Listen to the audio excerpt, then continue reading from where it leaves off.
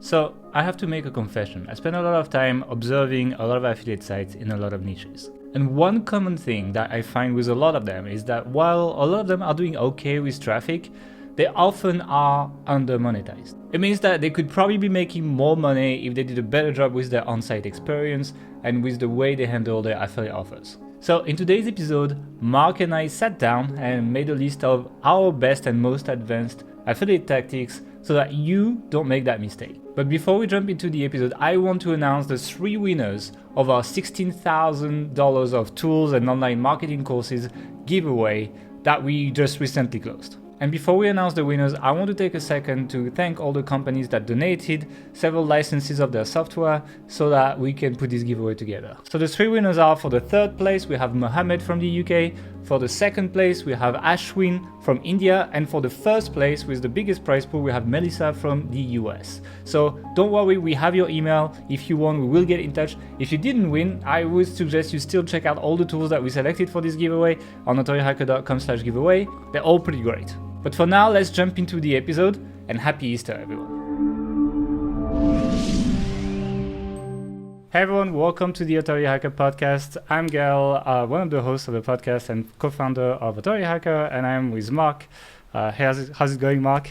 It's going good, yes. And today we are also, this is essentially like a teaser campaign for Authority Hacker Pro that's coming up soon. Today we're going to share some of our best tips in affiliate marketing, and next time we're going to share some of our best tips in SEO. So let's jump right into it. I want to talk about identifying winners in terms of blog content, etc. And I think that's something that people don't realize in the way we run SEO. And I actually have like a video in H Pro that's coming up on that, on like building kind of like affiliate clusters, affiliate content hubs. Because nowadays, if you look at the effort that we have going on to our content team, I would say about 80% of the effort is just spent on pushing what's winning already, like a cluster that's winning already, a hub that's winning already. And about 20% is about throwing shit at the wall, basically. That's how I'm calling it. Essentially, I'm identifying keywords maybe competitors are ranking for or things like that. That could be interesting, but we have no pieces of content related to the topic or no incoming links to pages related to the topic on the site. I'll say it for 20% of the content, I'll tell my writers to try it, and then we'll see where we get after promoting it, after doing some link building, etc. And then the 80%, which is what people don't do, is I find what's making me money. So it can be an affiliate program. I'm not going to give an affiliate program that makes us money right now, but there was, for example, a lot of ClickBank products at the time that made us good money, the weight loss products, etc. And we would try to brainstorm all the keywords that we would be able to promote these keywords because we knew they had the highest TPC. So I actually prepared a bit of an example here. So for example, let's say we wrote an article that is how to train your back at home because you can go to the gym right now, right? And it's ranking well, and I'm managing to sell a bunch of TRX. TRX is great to train your back. You know, you can do the rows thing. So like I managed to sell a TRX, and I'm selling a lot of TRX. I'm seeing my EPC is good. I'm seeing I'm making money, etc. And what I mean by creating more of the same is, well, you can use a TRX not just to train your back. And we know that this keyword formula, how to train X at home, works well, especially in the current times, right?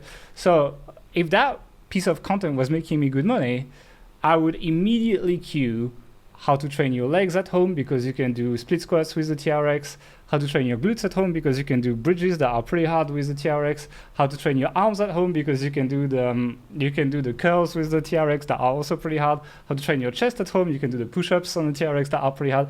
And the same product that I know, has a landing page that's converting well, making me good money, has a high EPC, I know that the intent is pretty much going to be the same as how to train your back at home. So my main goal is going to be, okay, let's take as many of these keywords as possible. And if I know my EPC is high and the people that come to this page is high, things like search volume, etc., don't matter nearly as much as they used to matter because I know it's like I don't need that much traffic to make good money. And we have several of these hubs running at all times on our sites where I'm running 2,000 words article on 50 searches per month keywords because I know it's making us good money. And then the end goal probably for this example would be to make a how to train at home page. And then what probably I would do is I would do like a full body workout with like one exercise for your back, one exercise for your glutes, etc., etc. And then I would link out to all these pages like how to train your glutes at home, how to train your back at home, how to train your arms at home, etc. And this would be the top of my content hub, and then I would run my link building to that top of the hub. I would link out to all these pages, and then eventually I could rank for all these keywords and make way more money than I did. Because I got lucky with that how to train your back at home, I essentially capitalized on that. And the thing that works really well is, it's kind of SEO, but I think it matters for this, is that once you build a topical relevancy around these hubs, they tend to rank really fast as well. Like in many cases, when we publish these kind of hubs, these pages do rank after like a day or two on page 1 or top 5 or whatever, without any link building, especially with all the internal linking going on with all the pages you have. So I see a lot of people doing really well with one page and like, what do I do, etc. Your duty is to brainstorm what's going to work best, what kind of keywords you can write about that is similar, that will sell the same product, because it's quite hard to find a good offer that makes good money. So once you have one, you want to maximize it. So that's basically the first one. I'll let you pick the second one. The second tip we have is to find better offers. So most people, when they're starting an affiliate site, or not most people, a lot of people, they'll start with Amazon, the Amazon Associates program. It's great because it's very easy to sign up. There's a shitload of products on there, and they convert. Amazon converts very well. The problem is the commission's not that great. So what do you do when you actually start making some money on here? Well, you can go to direct, first of all, to the vendor. So if you're selling lots of TRX machines or equipment, whatever it is, you can go direct to the company that produces it and say, hey, do you have an affiliate program? If they do, great. If they don't, ask if you can kind of refer them direct and bypass Amazon. They'd be saving a lot of money, not having to pay the Amazon platform fees as well, and you could potentially make much higher commission from it. You could also look for similar products which which are related to it. So you could use something like ODigger, which is essentially a search engine for affiliate offers. And you could look for products similar to the one you're recommending on Amazon. Sometimes, even though the product's on Amazon, it's actually also available direct on the manufacturer's site, and a lot of the time they already have an affiliate program. So just the process of going and looking and seeing what's available there is generally a good thing to do, because you can make much higher commission rates than the 4 or 5% which you would typically get on Amazon. For a lot of these products, you could get 20, 30, 40% commission if you go direct. I think people are like struggling with that because it's rare that the first offer you try off Amazon works out. Like a lot of offers just are shit. They don't convert. Like you send 1,000 clicks, you make no sales. It's quite frustrating. You're like, oh, I could have made all this money with Amazon. But I like to apply the same logic as like A/B testing for this. Like when you do A/B testing, there's essentially a version of your page that's less good than the other. So you're losing money, especially if the test is essentially not winning. You just literally lost money. So it's kind of the same here. Don't be afraid to move off Amazon and try other things. I know it's reassuring, but if you want to make, like, there's very few people I know making 6 figures a month with just Amazon, for example. Like I've met several, but it's not a lot of them compared to the amount of affiliates I've met. I would say as well, what you said in the first point about kind of doubling down on something that works and looking for keyword variations of it to kind of like get more traffic to the topic. When you do that, you obviously are promoting the same or similar products a lot more. So yeah, it works together, right? It's much easier to kind of go all in on it. If you have 1,000 pages promoting 10,000 different products and they're not in any way related, then it's much harder to do this.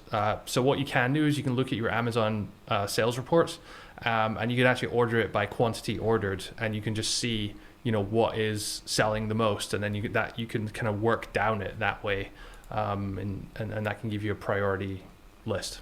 Yeah, I mean it kind of works together, and that's why I said if you find a good offer, you really want to drive as much traffic as you can to it, because it's actually hard to find a good offer. And I think another thing that you didn't mention in terms of finding better offers is just to Google it, right? If you Google like your niche plus affiliate programs, I mean, we do write quite a bit about this, but in general, a lot of people do make lists, and also a lot of individual stores, etc., will advertise their affiliate program if you just Google it. They have an affiliates page. I'll give you an example. We have a site that makes 4.5% commission on Amazon, and it doesn't always have all the products that we'd like to promote. And just by Googling, I found a site that has 8% base commission, 30-day cookie, and ships worldwide as well. With like, if you buy more than $200, it's like free shipping worldwide as well. So these do exist. I do expect it to convert less than Amazon, but the 8% versus 4.5% will probably make up for it. And the 30-day cookie as well, that's really significant. Exactly. Remember, Amazon, what is it, 24, 48 24 hours? Yeah, it's like tiny. It's 24 hours, and the thing is, like, if that site runs retargeting, for example, then the 30-day cookie is really, really valuable, because people will probably see the ads for this for 30 days, and then if they buy, you still get a commission. So this is the kind of programs you want to try, and you will be surprised. I mean, like a lot of like fitness ones as well. I think it's Rogue, for example. The Rogue affiliate programs, for example, is really good. So if you want to like sell fitness equipment, don't just sell Amazon stuff. Try Rogue, for example. That gives you an idea of what I'm talking about. So the next tip is use templates for the different modifiers. So reviews, roundup, VS, alternatives. These are the kind of keywords you're probably worried about if you're trying to do affiliate marketing, ranking in Google, because these are the keywords that have high user intent and at the same time don't have e-commerce sites ranking for them most of the time.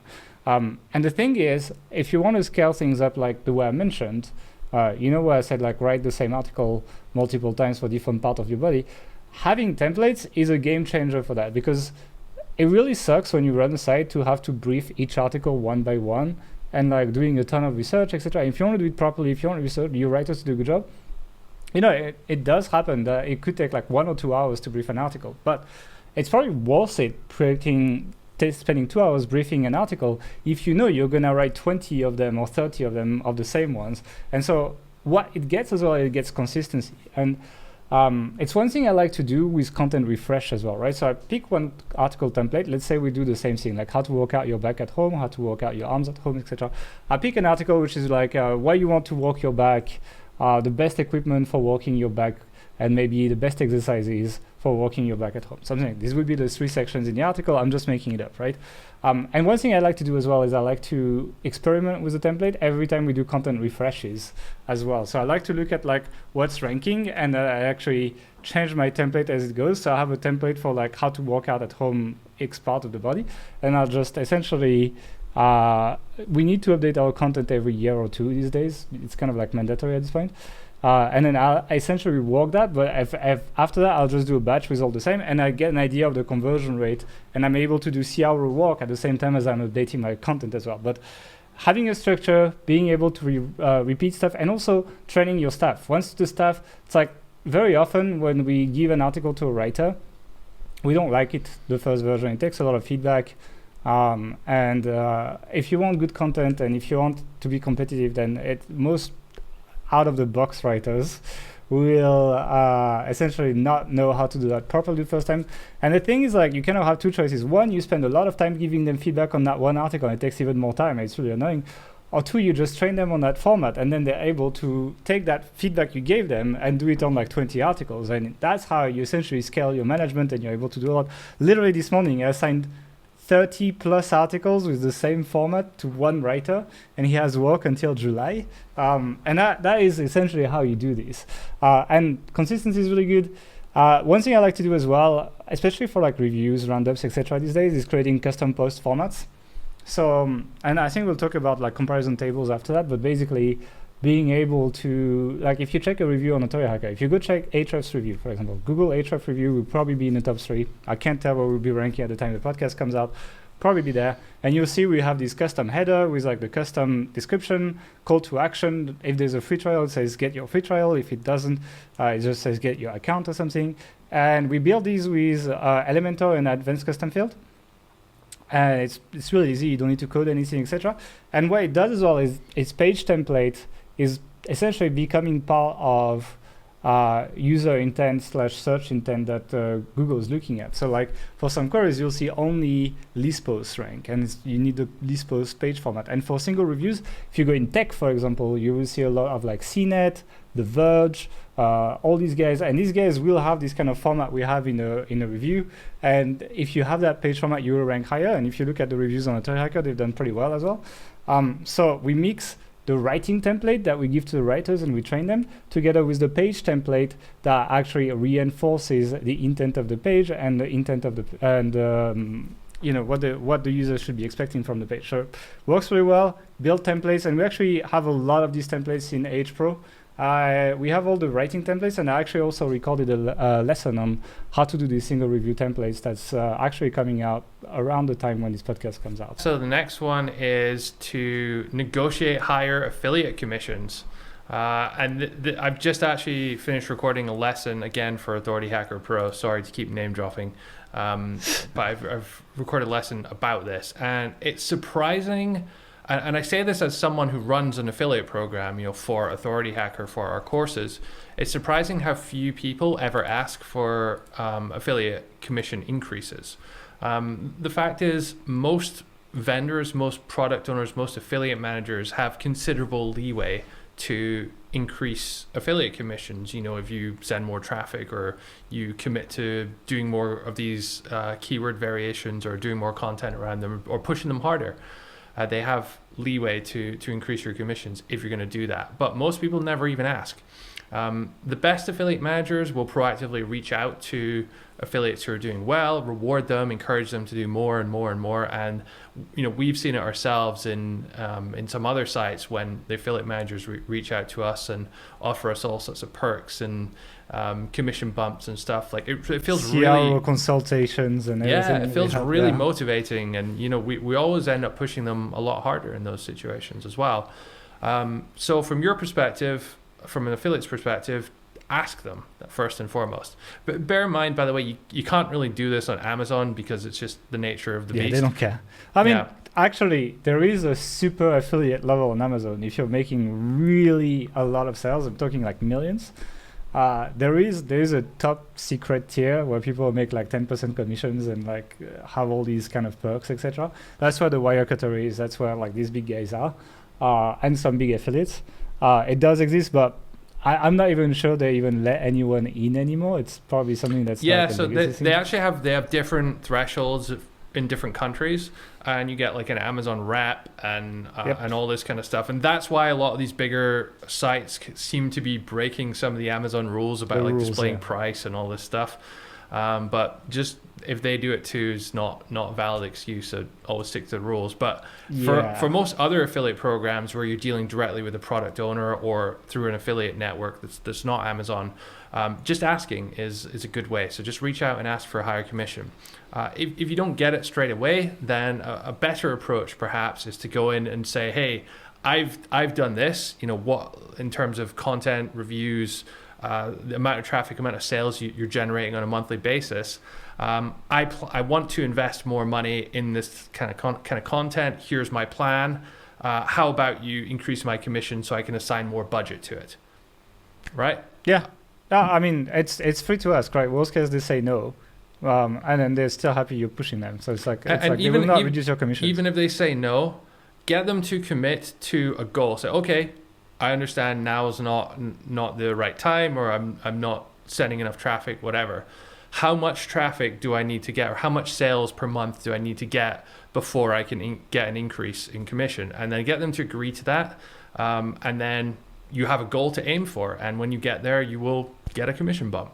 All right, the next one, and I think a lot of people will know about this, is using product comparison tables and using them as high as possible on your page. It's essentially, a lot of people are Googling these keywords. Usually it's for best keywords, but you can do it for VS keywords as well. You can even do it for alternative keywords. You can make like a table summary on top. A lot of people will like literally Google the keyword, click on your page, read the table, click on the button, and never read the article. The article is mostly for Google when you run these. And the thing is, like, the way comparison tables have been done has changed, and I do think it came from the Wirecutter first. So initially, and us included, we're doing like a list of like 5 or 10 products, like top 1 to 5, etc. But the truth is, nobody gives a shit about number 3, right? Like, you either want like the best or the cheapest or something like that. And that's exactly how this has evolved, right? You tend to now give like the best overall, the best value, the best on a budget, the best for short people, the best for people, for old people, or whatever there is. And so when people, because the thing is, like, when people Google a best query, I'm going to take the best query because a lot of people rank for that. When people Google a best query, best is subjective, and people are looking for different things. So you're able to cater to all of them and sell to as many people as possible when you do that. You can do that by default in AWP, which is the plugin that we use normally for this kind of like Amazon WordPress comparison tables. However, the template looks like shit. It's like a vertical one. So if you want to put too many products, it's a bit shit. So we actually also, for H Pro members, we have a plugin coming out soon that changes the styling and makes it like CRO optimized and everything. I don't think it will be out at the time this podcast is out, but it's probably a few weeks. I had a demo yesterday, and we'll need to test it quite a lot to make sure it doesn't break anyone's site. But yeah, I'm pretty excited for that. But yeah, use product comparison tables, use them really high. A site that I like to quote for that, they don't really do product comparison table exactly, but PCMag. PCMag actually is a big affiliate site for software. And it's kind of a table. And they actually put it below the headline, but above the article. And you get this kind of like carousel. It's kind of like you get the first 4 products, and then you can carousel it. And you can also expand it vertically to like expand all the comparison stuff. And these guys are testing like crazy. They're quite aggressive in their niche. And these are the kind of people I like to look at in terms of comparison tables. Use comparison tables. If you don't have them, I've seen people make up to 40% more money by having comparison tables on their site. So it works quite well. My next affiliate marketing tip is to be honest and trustworthy in what you say. Be genuine. Don't lie and don't say things which are not true, because let's be honest, a lot of affiliates out there are doing this. They will say every product in the world is great because they hope to get commission on that review. I don't like this approach. I think even though you may make a quick buck in the short term, I think the market, i.e. the audience, and I think Google as well, will ultimately in the long term find you out if you are telling things, if you are making things up. So I always like to just be as honest as possible. Now, a lot of people will say, well, okay, if you're saying a product's crap, then you're not going to make any money. Well, that's not true. You can recommend alternatives, better alternatives. So I don't like this product. I don't like this product because this, and this. So, but here are my alternatives. Here are my 3 best alternatives. I like this, and this. Now, there's another layer to this, because then you'll get dishonest people going and saying, oh, every other product in the world is terrible except this one, and then all of their reviews will point back to this one product. And some people will use this in like negotiations. Oh, we'll put you as our recommendation if you give us higher commissions and that. Affiliate managers ask for that too, right? Yeah, we had affiliate managers come to us and be like, "Hey, put us number 1, and we'll give you higher commissions." Yeah. This works both ways. I don't like to work in that kind of a transactional way. I will say as well that there's a very famous example of a site called Sleepopolis in the mattress review industry, and there was a massive legal battle, and the site owner actually lost the site in that legal battle. Because of legal fees and all that. There's a big write-up. We'll put it in the link to it in the show notes. But fascinating. And basically the way they lost was because they said, hey, give us more, give us a higher commission. Otherwise, we're putting you number 3. And then they followed through with that. And so they got sued and all this kind of stuff. Really, really messy. It happens a lot though. Especially in like the more competitive niches. Affiliate managers expect it. Most of them will kind of play along with it for the most part. I don't like that approach at all, because it's just very disingenuous, and I think it misleads your audience. I'm all about building long-term trust and building a long-term audience, having people come back, and just generally doing good in the world in terms of like the information we put out there and stuff. I think it's very cute, but it's not always like the best. Like if people just don't, especially if they're doing what I call a utilitarian search, they're not interested in being in your audience. Like if I'm looking for like the best garden hose on Google, I don't care about being part of your audience. Sure, at that one point in time, but I feel like if you're looking for a garden hose, then maybe in future you're going to be looking for a rake or a spade or a shovel or something else, which my garden review site is going to be covering. It's like, I think it really depends on the context, and I think like if I'm looking for that at that time, I'm not looking to like join an email list. Maybe my garden hose is broken and there's like water leaking everywhere in the garden. I just need to go and jump and buy one. Yeah, I understand, but I think I know a lot of people that make a lot of money being not truthful in their content too. Yes. Like a lot of people do. So you're recommending not to be truthful then? No, I agree with the vision and I live by it. However, if you want to be totally honest with the audience here, you've got to tell them that a lot of people are not truthful in their content and absolutely make a killing in terms of revenue. I said that, but what I'm saying is, do you think those people make more money? Do you think you make more money lying or being honest? Well, someone that ranks for like how to start a website, for example, and recommends Bluehost makes a lot more money than someone who recommends something like Cloudways, which is a much better quality hosting, but you'll probably make less money and it's like you'll get less conversions, etc. And because of the amount of commission that you can generate by being a Bluehost affiliate, for example, yes, I believe the liar makes more money. In the long term?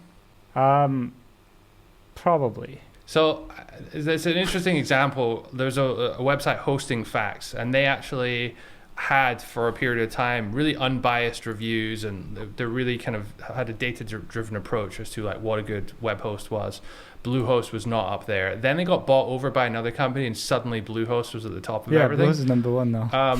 For me, that website's lost all credibility, and Hosting Facts, I think they're not a real.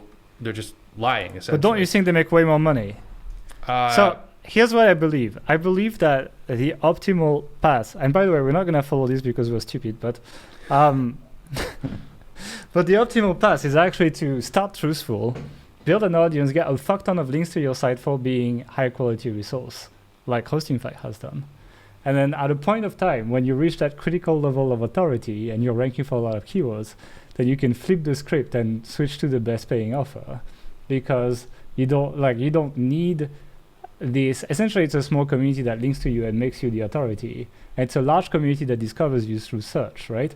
You don't need these people anymore to do well. I think that depends like on the setup of your site. If you're just someone's coming from Google, checking this one page and never coming back to our site again, perhaps. I still think in the long run they'll ultimately get found out, like over a 10-year period or something. Yeah. If you're about to sell the site next Tuesday, maybe. I'm just to be clear, I'm still not going to do it. It's like far too against my principles. I know. I'm actually trying to look for like the number of returning visitors. So we're trying to be truthful on Authority Hacker, right? So I'm trying to look at like how this is paying off, right? So I'm literally checking now how many people are returning versus new people. I mean, it's not bad. We get 18% returning visitors for 81%, 81 point something percent new visitors. So like we're trying to be really truthful, and still 4 out of 5 visitors are brand new visitors that aren't likely to come back. Otherwise, they would be in a returning thing, you know? So it shows you that even, you know, if you're in that case, then there's still a case to be made for being that utilitarian site, and you can still build a business around that. And then when you're that site, then your best economic interest is to promote what has the highest conversion multiplied by the highest commission, you know? Okay, so I guess like the flow chart of what to do here is, first question is, do you have morals / principles? Exactly. If yes, recommend the best thing. If no, proceed to the next question. Pretty much. But that's the reality of the market. Let's be really, like, I actually don't live by it because I'm literally honest with the audience here. And instead of saying just be truthful all the time, I'm saying there's a lot of people not being truthful, making absolute killing amount of money because they're good at SEO. And so here's a question for you. Give me an example of a time when you've recommended a product that wasn't the best. Thrive at the end when we were still recommending it. Why? Honestly, because we just didn't have time to update the content. Like I was saying it on like a podcast like this. If you asked me on the podcast like this at the time, I was not recommending it. But um, there's like all updated content or whatever. Like it can happen that there's a lag between what's on your site and what you really think at the time. And so at that time, I would assume that's a recommendation that or like, for example, the recommended product page on Notorious Hacker, right? I update it every year. But you know, like it's possible that if you're like 8 months since I updated it, then the recommendation on the site might not be exactly what we're using right now. But we update it once a year, so it's like it's close enough. But every year I change like 30% of the tools or something in there. So yeah, that's like, I guess it's like it's lying by omission in this case rather than like really like intentionally lying. On other sites, we have done it on other sites. We have done it as affiliates on other sites. Do you want me to give you real examples? Like some ClickBank products, for example? Which one? Venus Factor or Truth About Abs or stuff like that? Yeah. Would you use that yourself? To be honest, I never went through Venus Factor, so I don't know. It's a product for women, isn't it? Yeah. But like there's the Adonis golden ratio something for the male. Yeah, fair enough. So I mean, we didn't write those reviews, but I think. But would you use it? Like it's like when you own that site, would you actually use that? Would you buy the Adonis golden ratio on ClickBank to try to get in shape? Don't even know what it is, but probably not. No. Okay, so but I guess we've done it. Truth About Abs, though, wasn't that pretty good? I guess I'm just not the guy that would buy like an ebook for fitness. Like I would just watch YouTube videos or something. Yeah. So you know so long and short of it, the moral complexities of affiliate marketing are not black and white. Then is that what we're saying? Well, yeah. It's like it's at the end you're also running a business, right? I think there's a difference between recommending an absolute trash product and a good enough product that does the job that what people expect. And I think to that extent, you could say Bluehost does the job for most people. So is this really that bad? Yeah. It hosts a website. It's not the absolute best page speed, sure, but like people just want a website. Like if you buy Bluehost, you know absolutely nothing about web hosting anyway. So I think it's like if it does the job and what people are expecting, it doesn't have to be what you want. It has to be what the audience wants. And so as a result, you know, there's a lot of debates to be had. But and I think like these ClickBank products I mentioned, I think they were in the same vein. They were not lying. They were just not what I would use personally, you know? Fair enough. So yeah, okay. That was interesting. I'll take the next one, which is going to be ask for discounts. So you said ask for higher commissions, but often together you can also ask for discounts for people, and discounts will boost your conversion rate.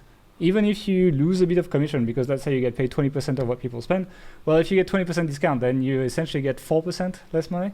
But your conversion will be much higher, so it'll more than make up for it. People love a discount, so they'll go for it.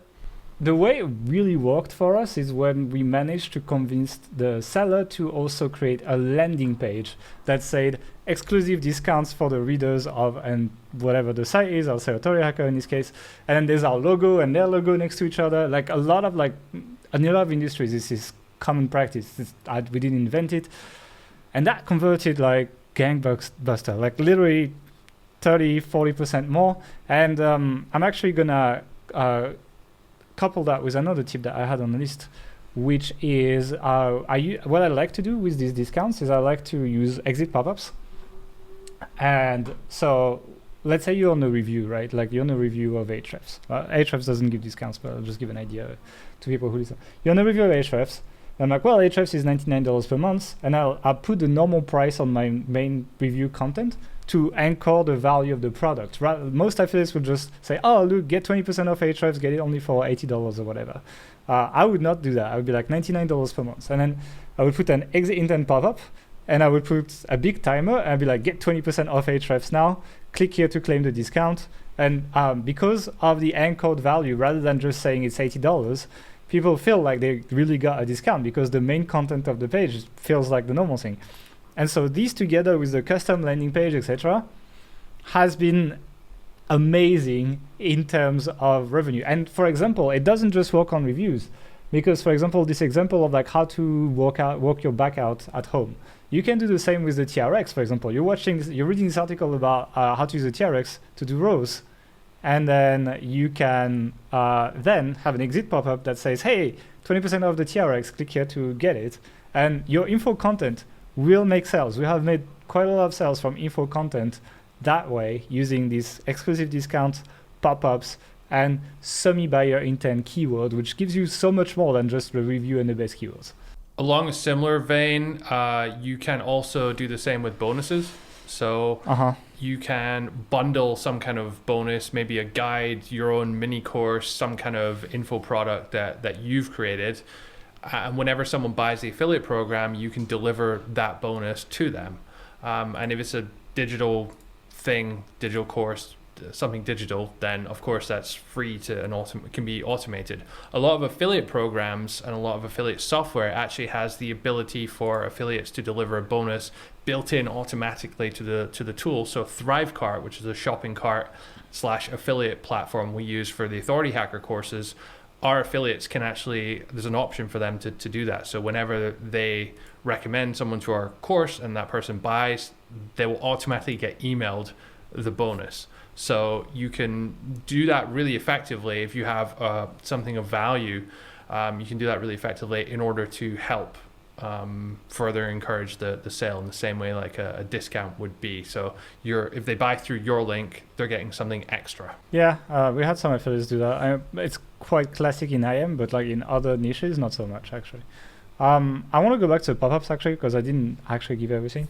So I give you the way to do like a discount pop-up, which is like, it's a pop-up, but there's no email opt-in. It's just a button. You click on it and it takes you to the landing page, which is your affiliate link. And it works really well. Another thing, like especially if you want to build an audience like Mark, is to do the opt-in bait and switch, I call it, which is essentially, instead of being like, oh, TRX is on discount today, click here to get it. It would be like, TRX is on discount today, enter your email to get it. And then people will opt in, join your email list. And then the thank you page is your affiliate link and sends people to the TRX discount. So you're able to build a list, and at the same time, you're able to send people to discount. But when you capture their emails, you can then follow up email about that TRX to them for like 3 or 4 days. And you will get less clicks because people need to put their email, and a lot of people are willing to click but not put their email. However, you will kind of catch up on that a little bit with the follow-up emails, and then you'll be able to promote stuff to these people, which works quite well.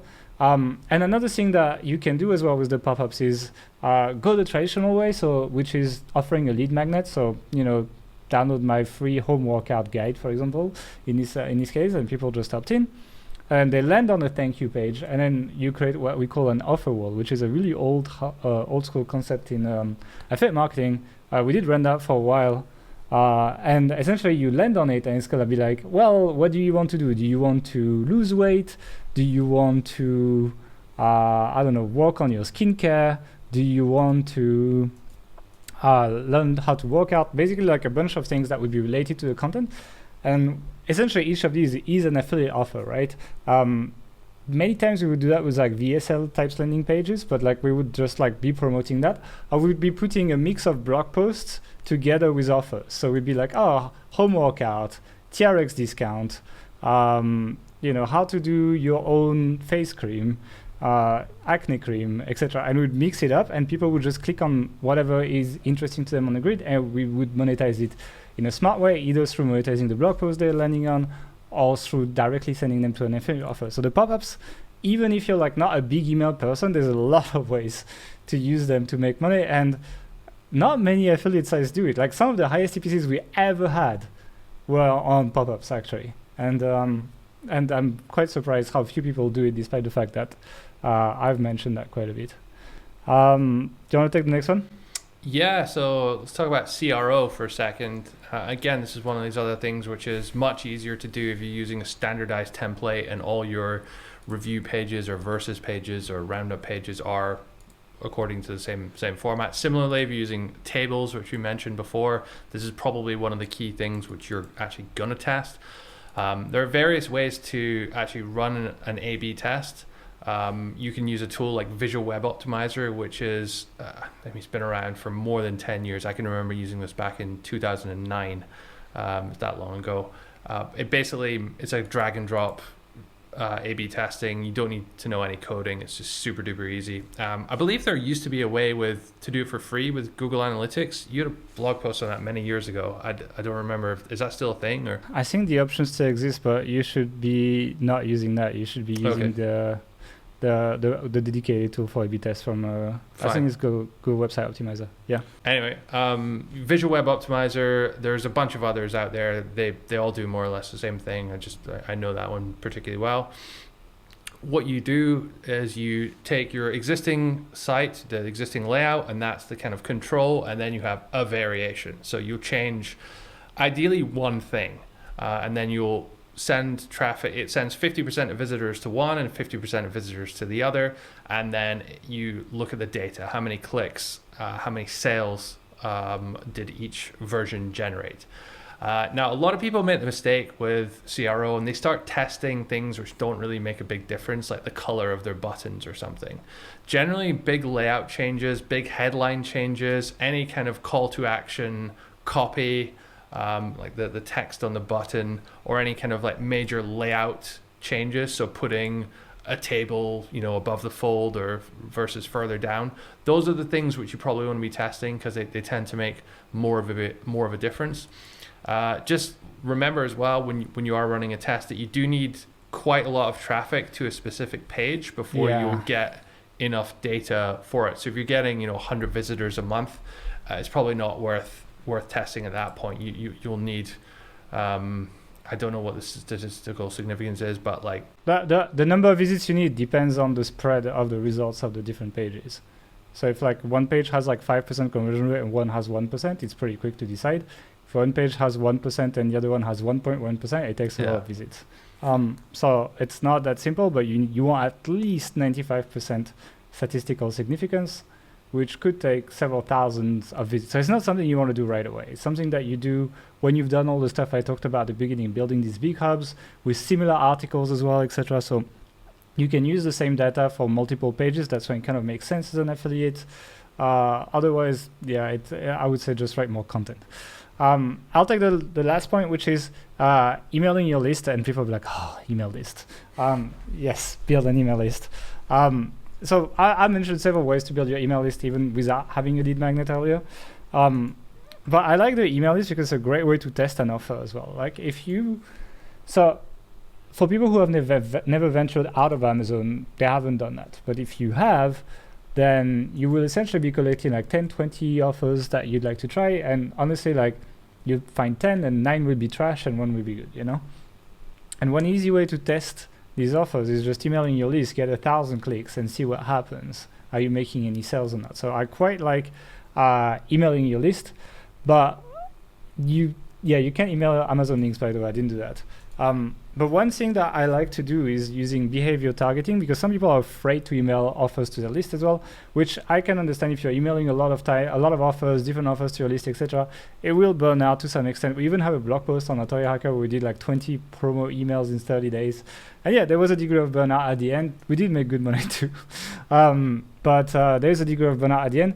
So if you want to do that, I would encourage behavioral targeting on your email list. And the way you do that is, let's say you have, let's go back to our TRX example, right? You have your TRX.